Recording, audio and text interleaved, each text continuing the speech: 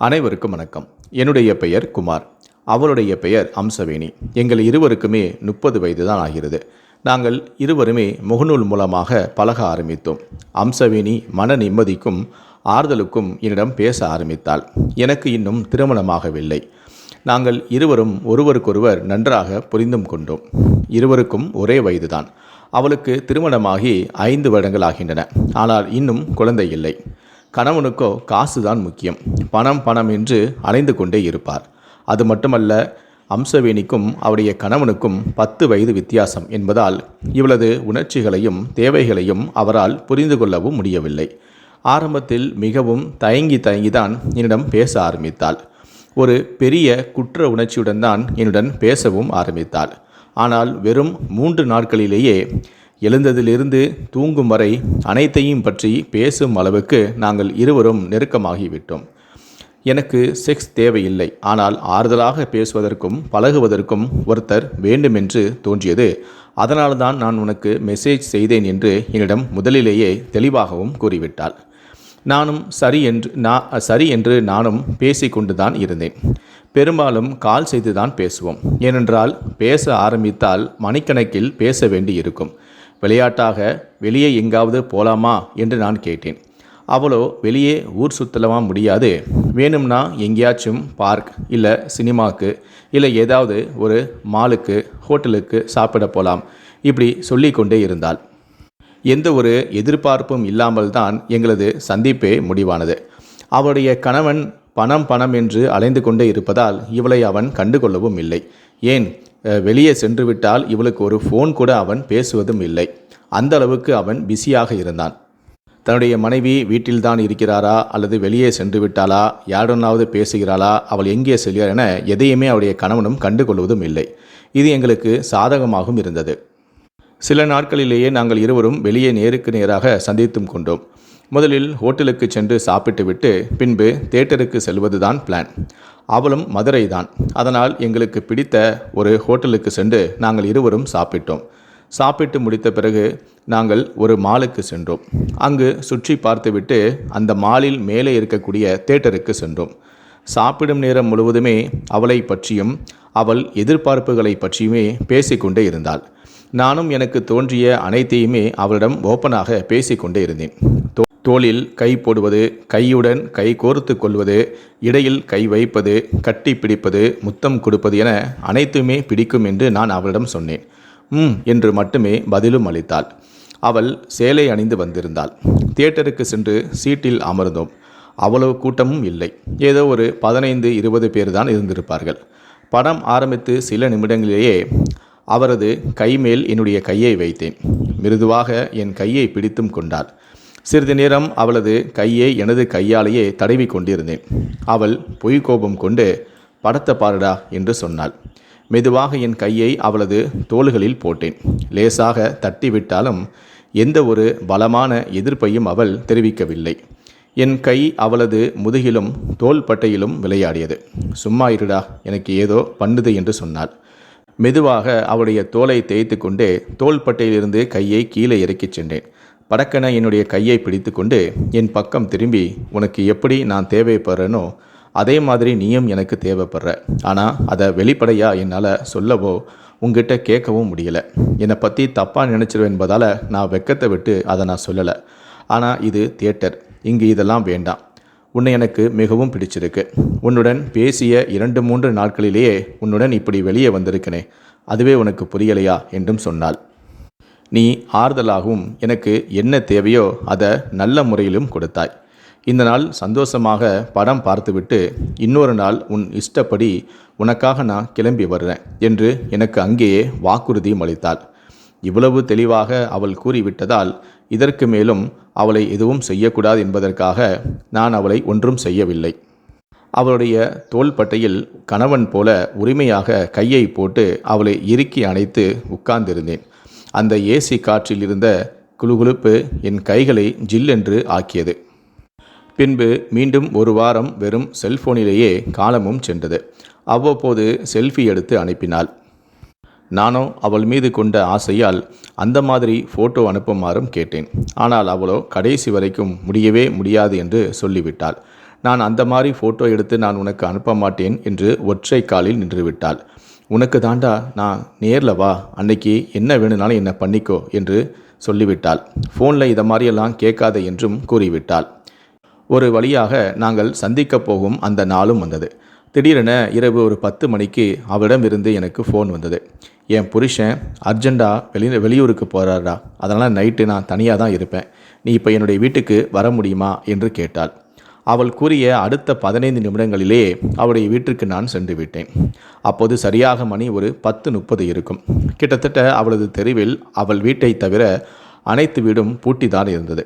மெதுவாக சென்று பைக்கை உள்ளே நிறுத்திவிட்டு பைக்கில் இருந்து இறங்கி கேட்டை பூட்டிவிட்டு கதவை நோக்கி சென்று காலிங் பெல்லையும் அழுத்தினேன். அது வேலை செய்யவில்லை. கதவை தட்டினேன். கதவு திறந்தது. உள்ளே எனது அம்சமான அம்சவேணி நன்றாக மேக்கப் செய்து கொண்டு மிடுக்காக ஒரு நைட்டியை போட்டுக்கொண்டு வந்து நின்றாள். என்னடி சேலை கட்ட போகிறேன்னு சொன்ன, நைட்டியில் இருக்க என்று நான் கேட்டேன். உள்ள வாடா, வாசலே நின்று பேசிக்கிட்டு இருக்காத என்று என்னை அழைத்து சென்று நேராக பெட்ரூமில் உட்கார வைத்தாள். என்னை விட ஃபாஸ்டாக இருக்கிறாளே என்று நானும் நினைத்து கொண்டேன். அன்றுதான் எங்களுக்குள் முதல் முறை அது நடந்தது. நாங்கள் இருவரும் இணைந்து விட்டோம். விடியும் வரை நானும் அவளும் பலமுறை உல்லாசமாக இருந்தோம். விடிய காலை 5 மணிக்கெல்லாம் ஆள் நடமாட்டம் வருவதற்கு முன்பே நான் அங்கிருந்து சென்று விட்டேன். அப்போதுதான் எங்களுடைய உறவை பற்றி மற்றவர்களுக்கு தெரியாது என்பதால் நான் விடிந்தும் விடியாமலும் அங்கிருந்து நைஸாக கிளம்பி வந்து விட்டேன். அந்த நாட்களுக்கு பிறகு எங்களுக்குள் நெருக்கம் அதிகமானது. அவருடைய கணவனும் வேலை வேலை பணம் பணம் என ஓடிக்கொண்டே இருந்ததால் அம்சவழியை அவன் கண்டுகொள்ளவும் இல்லை. எனக்கு அம்சவழியை ரொம்ப பிடித்திருந்தது. அவளுக்கும் என்னை பிடித்திருந்தது. அதனால் அவள் கணவன் வீட்டில் இல்லாத சமயங்களிலெல்லாம் என்னை அடிக்கடி அழைக்கவும் ஆரம்பித்தாள். நானும் அவளுடைய வீட்டுக்கு சென்று அடிக்கடி அவளுடன் தனிமையில் உல்லாசமாக இருக்க ஆரம்பித்தேன். நாட்கள் செல்ல செல்ல நான் இல்லாமல் அவள் இல்லை, அவள் இல்லாமல் நான் இல்லை என்ற எண்ணம் எங்களுக்குள் ஏற்பட்டது. ஒரு கட்டத்தில் நாங்கள் இருவரும் திருமணம் செய்து கொண்டு சந்தோஷமாக வாழலாம் எனவும் முடிவு செய்தோம். அதற்கு அவருடைய கணவன் இடையராக இருப்பதால் அவரை கொலை செய்ய வேண்டும் என நாங்கள் முடிவு செய்தோம். அதே சமயம் அவரை கொன்றால் எங்கள் மீது எந்தவிதமான சந்தேகமும் வரக்கூடாது. அதனால் கச்சிதமாக திட்டமிட்டுதான் அவரை கொலை செய்ய வேண்டும் என நாங்கள் முடிவு செய்தோம். எடுத்தோம் கவுத்தோம் என உடனடியாக அவரை கொலை செய்யக்கூடாது. கொஞ்சம் கொஞ்சமாக திட்டம் தீட்டி யாருக்கும் நம் மீது சந்தேகம் வராதபடி நாம் அவரை கொலை செய்ய வேண்டும் என நாங்கள் முடிவு செய்தோம். அதன் பிறகு நான் ஒரு திட்டம் வகுத்து அவளிடம் சொன்னேன். அம்சவேலியிடம் சொன்னேன், உன் கணவனை நாம் கொலை செய்ய போகிறோம்.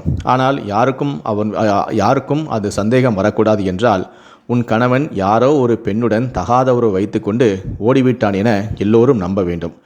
அதனால் நீ ஒரு பொய்யாக ஒரு நாடகத்தை அரங்கேற்று. உன் கணவன் எப்போதுமே வேலை வேலை என பிஸியாக தான் இருக்கிறார். அதனால் நீ அவருக்கு ஃபோன் செய்யும் போதெல்லாம் அவருடைய செல்ஃபோன் பிஸியாகவே இருக்கிறது. அதனால் என்னுடைய கணவனுக்கு வேறு யாரோ ஒரு பெண்ணுடன் தொடர்பு இருக்கிறது என நீ ஒரு நாடகத்தை அரங்கேற்று என்று நான் அவளிடம் சொன்னேன். அம்சவழியுடைய கணவனோ புரோக்கர் போல கமிஷன் கிடைக்கக்கூடிய வேலைகளை தான் செய்து வந்தார். வீடு வாடகைக்கு பிடித்து கொடுப்பது, ரியல் எஸ்டேட் பிஸ்னஸ் பண்ணுவது, மாடுகளை வாங்கி விற்பனை செய்வது, இப்படி என்னென்ன தொழில்களெல்லாம் கமிஷன் கிடைக்குமோ அந்தந்த தொழில்களில் தான் செய்து வந்து கொண்டிருந்தார். அதனால் அவருக்கு பல கஸ்டமர்கள் உள்ளனர். அடிக்கடி பல கஸ்டமர்கள் இவருக்கு ஃபோன் செய்வதும் உண்டு. இவருடைய செல்ஃபோனும் எப்போதுமே பிஸியாகவே இருக்கும். இதை நாங்கள் எங்களுக்கு சாதகமாக பயன்படுத்தி கொண்டோம். அதன் பிறகு எங்களுடைய திட்டத்தை அரங்கேற்ற நாங்கள் முடிவு செய்தோம். அந்த நாள் முதல் அம்சவள்ளி தன்னுடைய கணவனுடன் அடிக்கடி சண்டை போடவும் ஆரம்பித்தாள். நான் உங்களுக்கு ஃபோன் செய்தால் எப்போவுமே உங்களுடைய ஃபோன் பிஸி என வருகிறது. உங்களுக்கு யாரோ ஒரு பெண்ணுடன் தொடர்பு இருக்கிறது. என்னை உங்களுக்கு பிடிக்கவில்லை. அதனால் தான் என்னை நீங்கள் அவாய்ட் செய்கிறீர்கள். வீட்டிலும் நீங்கள் இருப்பதில்லை. விடிந்ததும் வீட்டை விட்டு கிளம்புகிறீர்கள். பொழுது சாய்ந்த பிறகுதான் வீட்டுக்கே வருகிறீர்கள். நீங்கள் யாரோ ஒரு பெண்ணை வைத்திருக்கிறீர்கள். அவருடைய வீட்டில் தான் நீங்கள் போய் தங்குகிறீர்கள் என அவள் தன்னுடைய நாடகத்தை அரங்கேற்ற ஆரம்பித்தாள். தினமும் கணவன் மனைவிக்குள் சண்டையும் நடந்து கொண்டே இருந்தது. அது மட்டுமல்ல, தன்னுடைய கணவனுக்கு ஏதோ ஒரு பெண்ணுடன் தொடர்பு இருக்கிறது என அவள் தன்னுடைய மாமியாரிடமும் இந்த விஷயத்தை சொல்லி பஞ்சாயத்தை கூட்டிவிட்டாள். தன்னுடைய பெற்றோரிடமும் இதை சொல்லி பஞ்சாயத்தை கூட்டிவிட்டாள். அதனால் இரு தரப்பு பெற்றோர்களும் உட்கார்ந்து சமாதானம் பேச ஆரம்பித்தனர். அப்போது அம்சவழியுடைய கணவனோ, எனக்கு யாருடனும் தொடர்பு இல்லை, நான் வேலையில் பிஸியாக இருப்பதால் தான் என்னுடைய ஃபோன் பிஸி என வருகிறது. மற்றபடி எனக்கு நீங்கள் நினைப்பது போல் நான் யாரிடமும் தொடர்பு வைத்து கொள்ளவில்லை என எவ்வளவோ சொல்லி பார்த்தார். ஆனால் அம்சவழியோ, இல்லை என் கணவன் பொய் தான் சொல்கிறார் என அழுது புரண்டு நாடகம் ஆடி அனைவரையுமே நம்ப வைத்து விட்டாள். ஆனால் அவருடைய கணவனோ நான் யாரிடமும் தொடர்பு இல்லை என திரும்ப திரும்ப சொல்லி கொண்டே இருந்தார். அதனால் அம்சவழியுடைய பெற்றோர்களும் அவருடைய மாமனார் மாமியாரும் கூட ஒரு வகையில் நம்பியும் நம்பாலும் தான் இருந்தார்கள். அதன் பிறகு எப்படியோ ஒரு கட்டத்தில் தன்னுடைய கணவனுக்கு வேறு ஒரு பெண்ணுடன் தொடர்பு இருப்பது போல நாம் செட்டப் செய்து விட்டோம். இப்போதான் நாம் உன் கணவனை எப்படி கொலை செய்வதென முடிவு செய்ய வேண்டுமென நாங்கள் அடுத்த கட்ட நகர்வுக்கு தயாரானோம். அப்போதுதான் அம்சவழியுடைய கணவனின் நண்பருடன் எனக்கு அறிமுகம் ஏற்பட்டது. அவருடன் நான் அடிக்கடி ஒயின் ஷாப்புக்கு சென்று ஒன்றாக மது அருந்தவும் ஆரம்பித்தேன். ஒரு கட்டத்தில் அவருக்கு பணம் தேவை இருப்பதையும் நான் புரிந்து கொண்டேன். அந்த சமயத்தில்தான் நான் அவருக்கு பண உதவி செய்வதாகவும் அதற்கு கைமாறாக அம்சவழியுடைய கணவனை கொலை செய்ய வேண்டும் எனவும் நான் கூறினேன். ஆரம்பத்தில் அவர் யோசித்தார். ஆனால் அவருக்கு தேவைப்பட்ட அந்த பண தேவைக்கு அவர் அதற்கு ஒப்பும் கொண்டார். அதே சமயம் அவரோ தனியாளாக என்னால் இதை செய்ய முடியாதே என்று சொன்னார். அப்போது சொன்னேன், நீங்கள் அவரை நான் சொல்லும் இடத்திற்கு அழைத்து வந்தாலே போதும், மற்றபடி எல்லா விஷயத்தையும் நானே பார்த்து கொள்கிறேன். உங்களுக்கு கூலிப்படையை சேர்ந்த இருவரை நான் உங்களுக்கு அறிமுகப்படுத்தி வைக்கிறேன். அவர்கள் உங்கள் நண்பர் போல உங்களுடனே இருப்பார்கள். சம்பவ நாள் அன்று நீங்கள் உன்னுடைய அம்சவழியுடைய கணவனை மாடு வாங்க வேண்டும், எனக்கு வந்து பார்த்து நல்ல மாடாக வாங்கி தந்தால் உனக்கு நான் கமிஷன் தருகிறேன் என அவரை நீங்கள் அழைத்து வர வேண்டும். நான் சொல்லக்கூடிய இடத்திற்கு நீங்கள் அழைத்து வர வேண்டும் என நான் கூறினேன். அவரும் அதற்கு சரி என ஒப்புக்கொண்டார். இன்னொரு விஷயத்தையும் நான் சொல்லியிருந்தேன். நான் உங்களுக்கு ஒரு கார் அரேஞ்ச் பண்ணி தருகிறேன். அந்த காரில் கூலிப்படையினரும் இருப்பார்கள். நீங்களுடைய அம்சவழியுடைய கணவனை பின்தொடர்ந்தே செல்ல வேண்டும். எந்த இடத்தில் சிசிடிவி கேமராக்கள் இல்லையோ அந்த இடத்தில் வைத்துதான் நீங்கள் அவரை திடீரென சந்தித்து அவரை தன்னுடன் அழைத்து வருவது போல இருக்க வேண்டும். எக்காரணத்தையும் கொண்டு அவருக்கு நீங்கள் ஃபோன் செய்யக்கூடாது. திடீரென அவரை போய் நேரில் பார்த்து அழைத்து கையோடு அவரை காரில் ஏற்றிக்கொண்டு நான் சொல்லும் இடத்திற்கு வர வேண்டும் என கூறியிருந்தேன். ஒருவேளை நீங்கள் ஃபோன் செய்துவிட்டால் கண்டிப்பாக இந்த ஃபோன் கால் மூலமாக நீங்கள் மாட்டிக்கொள்ள நேரிடும், அதன் மூலமாக நானும் மாட்டிக்கொள்ள நேரிடும். அதனால் சிசிடிவி காட்சிகளும் இருக்கக்கூடாது, எந்த விதமான ஃபோன் காலும் இருக்கக்கூடாது என நான் அவரிடம் தெளிவாக கூறியிருந்தேன். அவரும் என் திட்டத்திற்கு சரி என சம்மதம் தெரிவித்தார். அதே போல நாங்கள் அவரை கொலை செய்ய ஒரு நாளும் நாங்கள் குறித்தோம். முன்கூட்டியே அவரை நாங்கள் அழைத்து வரக்கூடிய இடத்தில் அவரை புதைப்பதற்காக குழியை தோண்டி அதன் மீது செடிகளை போட்டு எல்லாம் மூடி வைத்தும் இருந்தோம். நான் அம்சவழியுடைய கணவனை கொலை செய்ய பக்காவாக ஸ்கெட்ச் போட்டு எல்லாத்தையும் ரெடி பண்ணி வைத்திருந்தேன். அதே போல் நண்பரிடமும் சொல்லி அழைத்து வருமாறும் நான் ஒரு குறிப்பிட்ட இடத்துக்கு அழைத்து வருமாறும் கூறினேன். அதே போல் கூலிப்படையினரோடு சென்ற அவருடைய நண்பர் ஒரு இடத்தில் வைத்து அவரை பார்த்து மாடு வாங்க போக வேண்டும், என்னுடன் வந்து நல்ல மாடாக பார்த்து வாங்கித்தா நான் உனக்கு கூடுதலாகவே பணம் தருகிறேன் என்று சொல்லி ஆசை வார்த்தை கூட்டி அம்சவழியுடைய கணவனை காரில் ஏற்றி கொண்டு வந்தார். வரும் வழியில் நாங்கள் திட்டமிட்ட அந்த இடத்திற்கு அவரை அழைத்து வந்து போகும் வழியில் நாம் சரக்கடிச்சிட்டு போவோம் என்று அவரை இந்த இடத்திற்கு கூட்டி வந்தார். எல்லோரும் உட்கார்ந்து ஒன்றாக மது அருந்தினார்கள். அந்த சமயத்தில் அவருக்கு வேணுமெனே அதிகமாக மதுவை ஊற்றி கொடுக்க அவருக்கு மது போதை தலைக்கு ஏறியது. அதன் பிறகு அவர் போதையில் தடுமாற ஆரம்பித்து விட்டார் என்பதை உணர்ந்த நாங்கள் கயிற்றால் அவருடைய கழுத்தை இறுக்கி துடிக்க நாங்கள் கொலையும் செய்தோம். அதன் பிறகு நாங்கள் ஏற்கனவே தோண்டி வைத்திருந்த அந்த குழியில் அவருடைய உடலை போட்டு புதைத்து விட்டோம். அதன் பிறகு ஒன்றும் தெரியாதது போல அன்றாட அவர்களுடைய வேலைகளை எல்லாம் செய்ய ஆரம்பித்தோம். பேசியபடி அவர்களுக்கு கொடுக்க வேண்டிய பணத்தை எல்லாம் நான் ஒரு பைசா கூட குறைவில்லாமல் கொடுத்தும் விட்டேன். அதன் பிறகு அம்சவழி தன்னுடைய நாடகத்தை அரங்கேற்றினாள். தன்னுடைய கணவன் அந்த பெண்ணுடனே ஓடியே விட்டான் என அழுது புரண்டு நாடகம் ஆடினாள். காவல் நிலையத்திலும் சென்று புகார் அளித்தாள். என் கணவனுக்கு யாரோ ஒரு பெண்ணுடன் தொடர்பிருக்கிறது, இது தொடர்பாக எனக்கும் அவருக்கும் அடிக்கடி சண்டையும் வந்து கொண்டிருந்தது. என் குடும்பத்தாரும் இது சம்பந்தமாக பேசியும் இருந்தார்கள். இருந்த போதிலும் கூட என் கணவன் ஒரு கட்டத்தில் அந்த பெண்ணுடனே ஓடிவிட்டார், அவரை கண்டுபிடித்து கொடுங்கள் என புகார் அளித்தும் இருந்தார். போலீசாரும் இந்த வழக்கை பதிவு செய்து காணாமல் போன அம்சவழியின் கணவனை தேடவும் ஆரம்பித்தார்கள். வீட்டில் வந்து அம்சவழியுடைய பெற்றோரிடமும் அம்சவழியுடைய மாமனார் மாமியாரிடமும் விசாரணை செய்யும் போது கூட அவர்களும் என் பையனுக்கு வேறோ ஒரு பெண்ணுடன் தொடர்பு இருந்தது உண்மைதான், அவன் படுபாவி இப்படி இந்த பெண்ணை விட்டுவிட்டு அந்த பொண்ணுடன் ஓடுவான் என நாங்களே கொஞ்சம் கூட எதிர்பார்க்கவில்லை என அம்சவழியுடைய மாமியாரே இப்படி ஒரு விஷயத்தை சொல்லவும் போலீசாரும் அதை நம்பிவிட்டனர். எங்களுடைய திட்டத்தின்படி நாங்கள் எந்த விதமான குளறுபடியும் இல்லாமல் எங்கள் மீது எந்த விதமான சந்தேகம் வராத அளவுக்கு கச்சிதமாக இந்த கொலையை நாங்கள் செய்து முடித்து விட்டோம். அதன் பிறகு சில மாதங்களிலேயே நானும் அம்சவழியும் திருமணம் செய்தும் கொண்டோம். அதன் பிறகு நாங்கள் இருவரும் சந்தோஷமாக வாழ ஆரம்பித்தோம். இதற்கு முன்பு ரகசியமாக தான் நாங்கள் சந்தித்து தனிமையில் இருந்து வந்தோம். ஆனால் இப்போது நாங்கள் கணவன் மனைவியாக எந்த விதமான பயமும் அச்சமும் இல்லாமல் நினைத்த போதெல்லாம் நாங்கள் சந்தோஷமாக வாழ்ந்து வந்தோம். இப்படியே 2 ஆண்டுகள் சென்றது.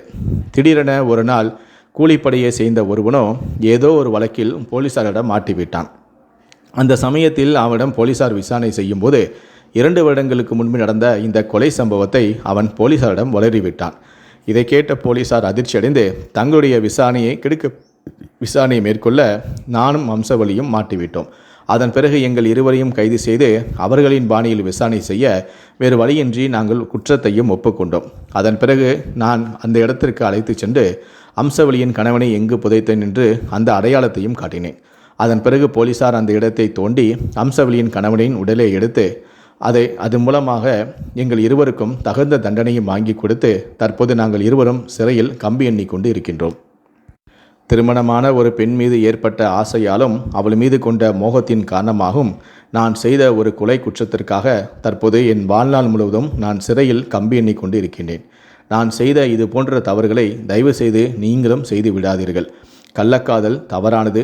அது கண்டிப்பாக உங்களுக்கு மிகப்பெரிய அளவில் ஒரு பிரச்சனையை தான் கொண்டு வரும். உங்களுடைய வாழ்க்கையவே அது சீரழித்துவிடும். தயவுசெய்து கள்ளக்காதலில் ஈடுபடாதீர்கள்.